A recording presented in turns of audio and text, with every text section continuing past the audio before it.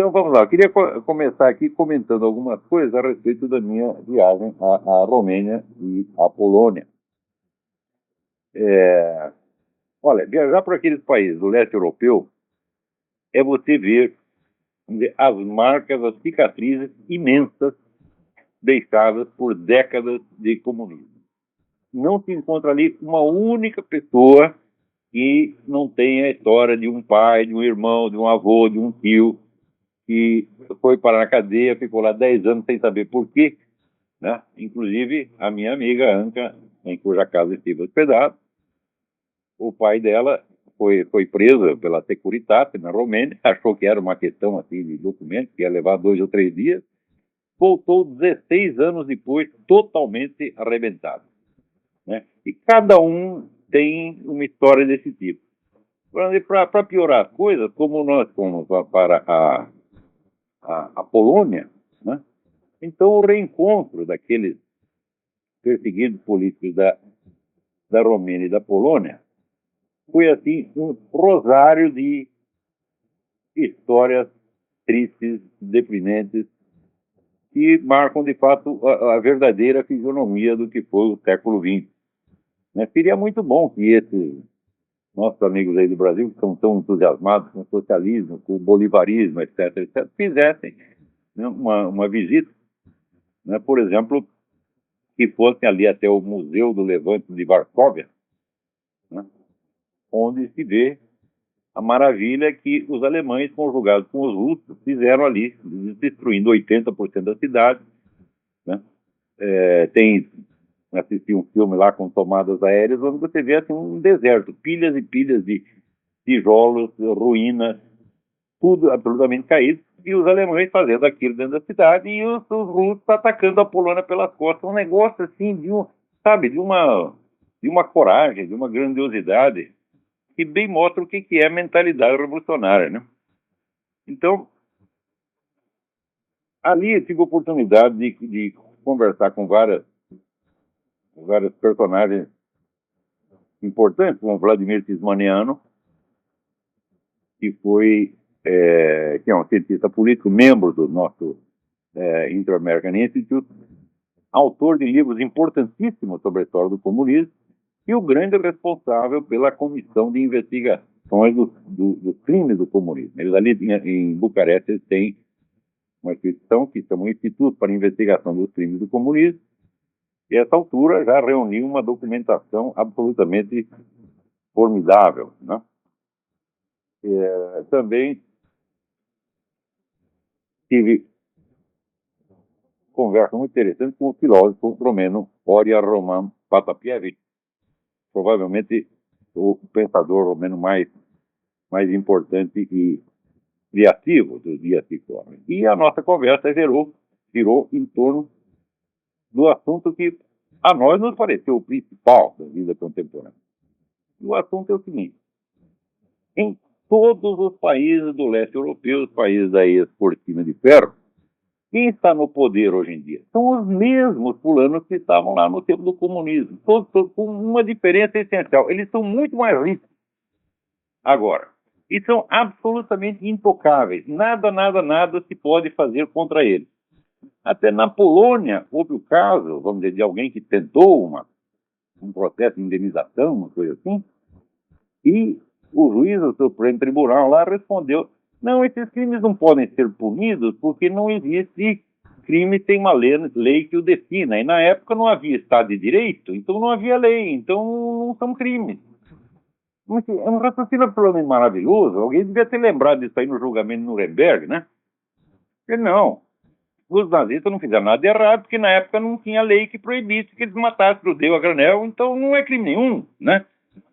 Isso aí, gente, é uma sentença lavrada pela Suprema Corte de uma democracia moderna, porque, na verdade, as instituições formais da democracia estão em vigor em todos esses países. Você tem eleições, você tem liberdade de imprensa, só que tem o seguinte: não só os altos cargos estão todos na mão dos velhos comunistas, como também a mídia está na mão deles. Isso é regra geral no mundo, né? Então, isso significa o seguinte: tudo aquilo que O Anatoly Golitsyn escreveu no livro New Lies for Old, Novas Mentiras no Lugar das Velhas, se revela integralmente correto. Aliás, o diagnóstico não é só dele. Isso aqui você também vê nos livros do Vladimir Bukovsky, François Thom, inúmeros, Hélène Carrère-Dancos, todos os especialistas, estudiosos de assuntos soviéticos, entenderam já há muito tempo que a tal da perestroika não foi feita para mudar o regime, mas para salvá-lo, né? Não foi feito para extinguir o regime comunista, mas para salvar a nomenclatura, salvar aquela elite de maneira que se realizasse aquilo que no Brasil, né, que é aquele dito célebre, as moscas mudam, mas a merda é a mesma, né? No caso, é invertido, porque a merda mudou, mas as moscas são as mesmas, né? Então, isso quer dizer que o objetivo maior da perestroika, que foi salvar os maiores criminosos de todos os tempos, esses objetivos se realizaram integralmente. Então, ali conversando com o professor Oria Roman Potapievich, ele me perguntou: o que você acha que aconteceu nos últimos 20 anos para que essa absurdidade fosse possível? E nós ali, especulando, chegamos à conclusão seguinte, que o que aconteceu foi que a política internacional se tornou 80% secreta. Isso quer dizer que as instituições formais, democracia, mídia, etc., tudo isso virou só uma cortina de fumaça. As decisões verdadeiras são tomadas em outras instâncias. Não se trata nem mesmo de dizer, não, são organizações secretas. Não, não são organizações secretas, são organizações também oficiais, mas que se apropriaram da autoridade que corresponderia, vamos dizer, ao parlamento, ao presidente da república, que legislam à vontade. Então são organismos internacionais, né, que baixam as leis que bem entendem, você nem sabe de onde saíram as tais das leis, quem foi que propôs.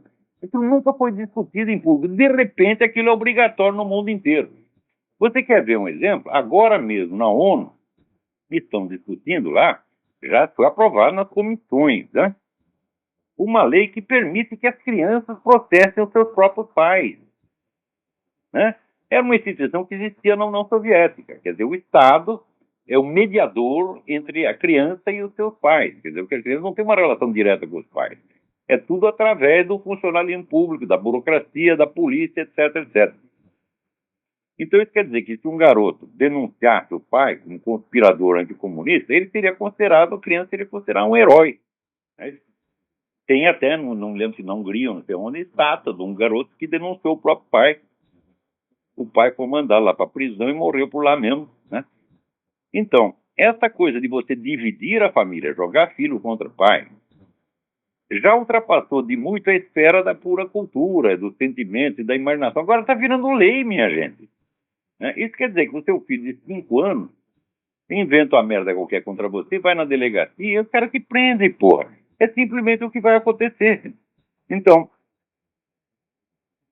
esse é o novo sistema de governo que já está implantado no mundo.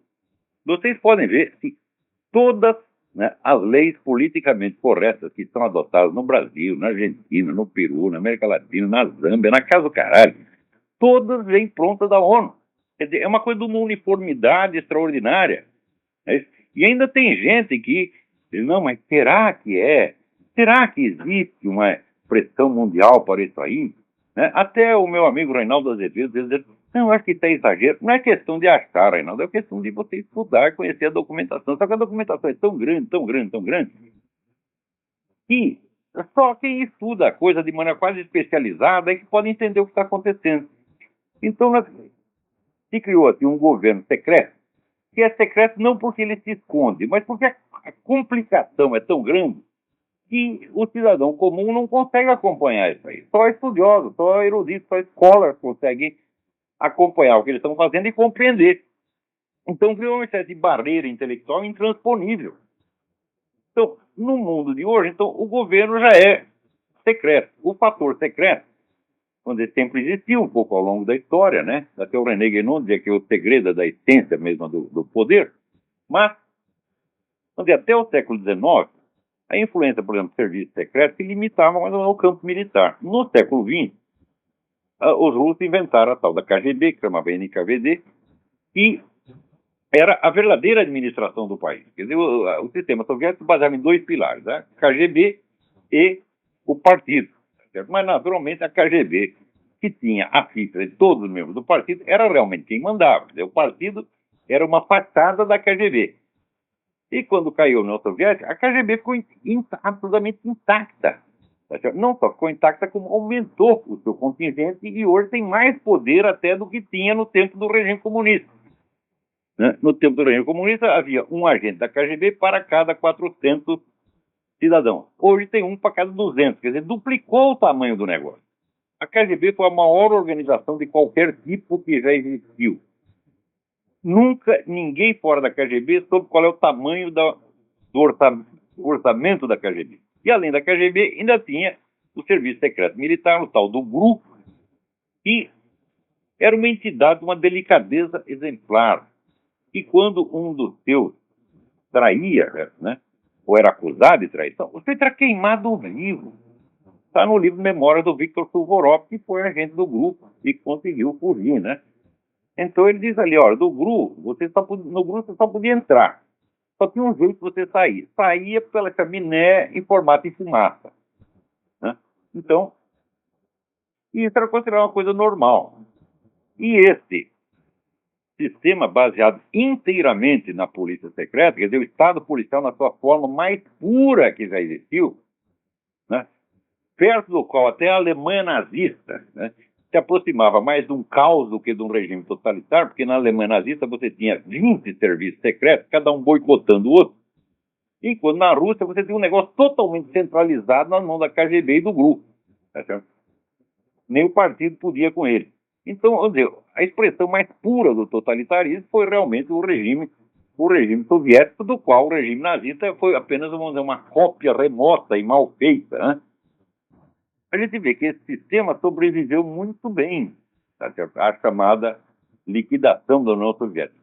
Um dos motivos pelos quais sobreviveu é que é o seguinte, nos últimos 20 anos de existência da União Soviética, quando as ideias de perestroika começaram a circular por aí, os capitalistas ocidentais, todos os governos ocidentais, retiraram o apoio que vinham dando aos dissidentes, que àquela altura estava metade na cadeia, e começou a apoiar os chamados comunistas reformistas. Começou a desprezar os dissidentes. Não, aqueles são apenas uns idealistas, sonhadores. Mas esses comunistas reformistas, tipo Gorbachev, tal, esses são os caras realistas, que vão realmente fazer alguma coisa. Então acontece que quando o sistema soviético veio abaixo, toda a elite ocidental tinha rabo preso com a KGB. Evidentemente, existe essa dupla proteção. Por um lado, vem o sistema totalitário que se protege a si mesmo, assegurando lugares, né, para os seus membros nas novas modalidades de governo. E, por outro lado, a elite ocidental inteira, dona dos meios de comunicação, encobrindo tudo para ninguém saber de coisa nenhuma e ninguém ficar brabinho com os comunistas. Quer dizer, é realmente assim, aliança de merda com bosta. Né? O que mais pode? Esse é o mundo no qual nós estamos vivendo. Então, é um mundo da falsidade total, da mentira total. E, ao mesmo tempo, o sistema da mídia internacional se transformou apenas, vamos dizer, numa rede de camuflagem. Não, isso quer dizer, a grande mídia não tem confiabilidade mais nenhuma. Quer dizer, não se trata das antigas distorções do noticiário, viés, etc. Não, assim, é mentira estruturada, é negócio de engenharia social mesmo.